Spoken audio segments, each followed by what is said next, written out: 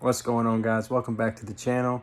In today's video, we're going to be replacing my fifth wheel's entire suspension system. Leaf springs, shackles, bolts. We're going to keep the MORryde 3000, I think, is on there. But we're also going to be doing new U-bolts, like the whole nine. So check this out. All right, so what we have here are four brand new 4,000-pound springs from Dexter. They go on my trailer's 8,000-pound axles. I also have a new set of U-bolts that I'll be installing because I don't think you're supposed to reuse them. What I did with these is I installed the Wetbolt upgrade from MORryde, and basically I had to replace these nylon bushings that come in the spring with bronze bushings. And these Wetbolts are cool because they're all greasable. They have a little hole, and then they will be, when it slides in there, and it slides in real easy, when you grease it, it'll just grease that bushing in there for movement. So it should prolong the life of them. And the 1/2-inch shackles are really beefy. The ones that are currently on the trailer are being hit by one of the springs. I'll show you that later, but I won't have a problem even if these hit with these 1/2-inch shackles. The ones currently on there are 1/4 inch, and it just scares me. So I have not moved the trailer since the beginning of December after I saw it was hitting, because I just don't want nothing bad to happen. I don't want to be stranded. So I've just kind of been here.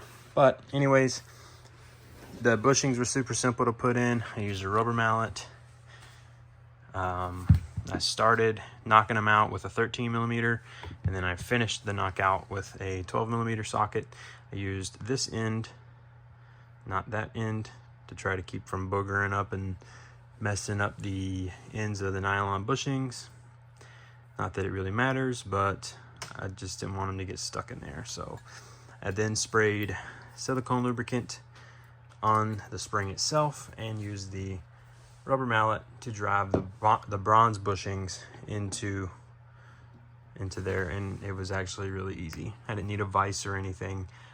Just be careful, you don't want to hit it too hard and bend one. So, well, that wraps up this segment. I got them all laid out how they're going to be. All my grease fittings are going to be on the inside, and then this is going to be the driver's side, this is going to be the passenger side. How the ones that are already on there already have these clips toward the front, and I do have the MORryde 3000, so these shackles will tie into that. The kit came with 2 additional bolts that I don't have it with me yet. I have 2 more bolts, and that's going to attach to my MORryde on the top, so that'll be greased as well. So it's pretty neat. Anyways, stay tuned, and let's get to putting these things on.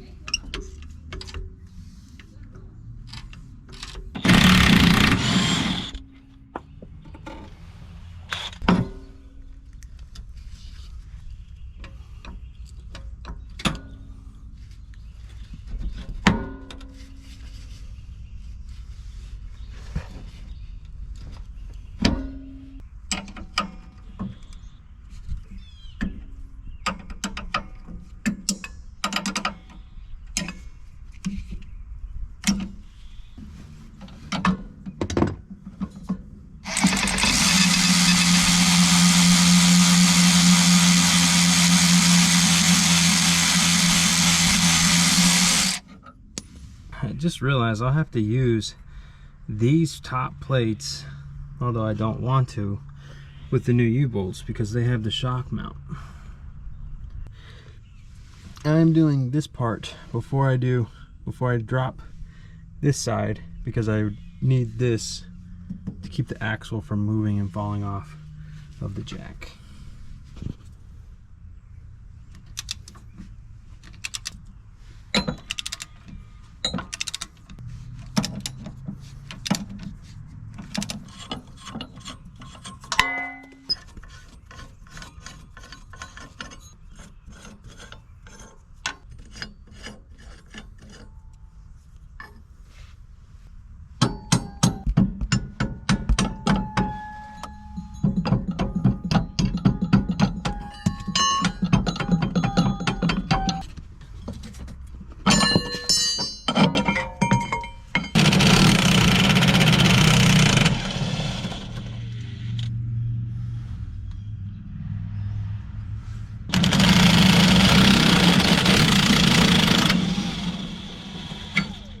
You should just pull right on out. There we go. These are my old Shackles, 1/4 inch. And then this leaf spring should fall right out of there and over. Yep. I gotta be careful. I don't want to knock this axle off and hit myself in the foot. I'll drop this screw or this bolt here and then drop it out, and then I'm gonna clean this whole thing up and try to make it look nice again, because it looks like crap.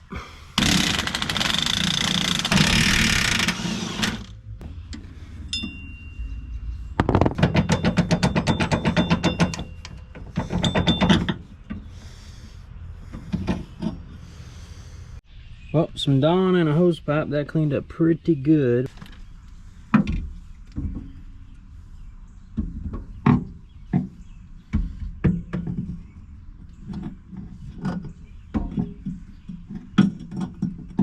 Come on now, go in the hole. There we go. So I'm putting all of my grease fittings on the inside. Tire will be here, and there's so many grease fittings, except for this one. This one's easy to get to from this side.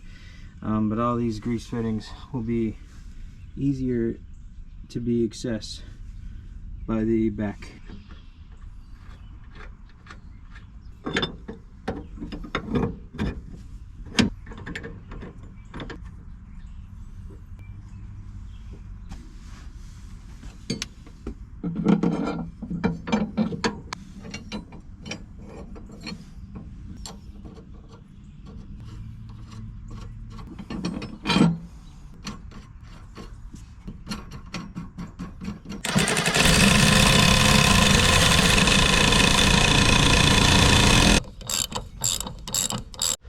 Alright, I'm going to go ahead and torque down all of these smaller bolts to 40 foot-pounds. Remember, torque the nut, not this side, torque this side.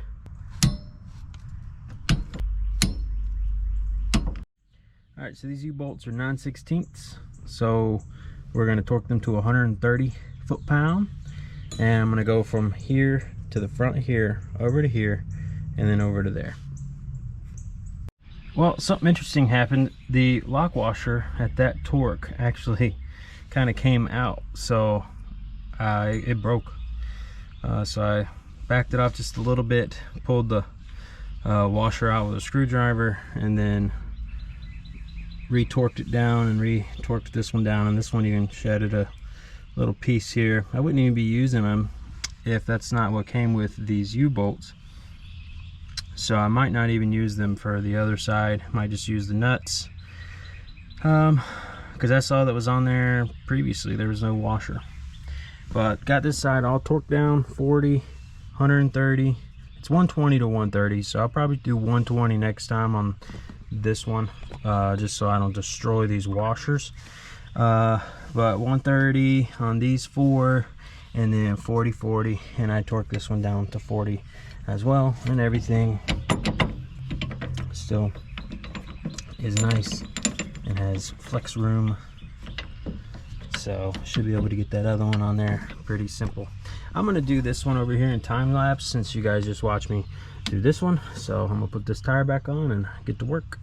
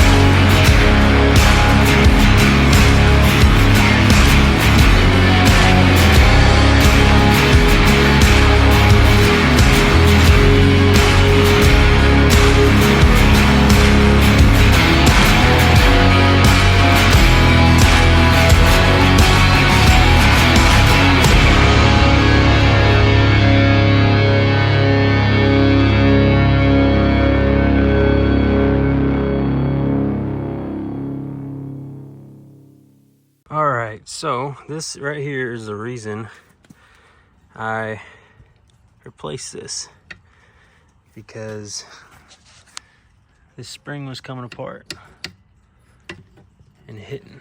You can see the amount of damage it's already done, and some of it was fresh.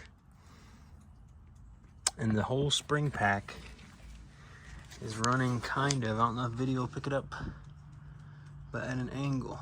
Yeah, look at the bottom one compared to the top. So that's why I did that. That's why I'm just went ahead, replacing everything. Got all 4 tires off the ground right now because I'm about to go over there and do the other side. But this side should have taught you guys everything you need to know. All right, guys, that does it. Thanks for hanging out while I installed this suspension. I'm gonna do the other side off camera and get them all greased up before I take it down the road. So if you like this video, please like and subscribe, and Big Country out.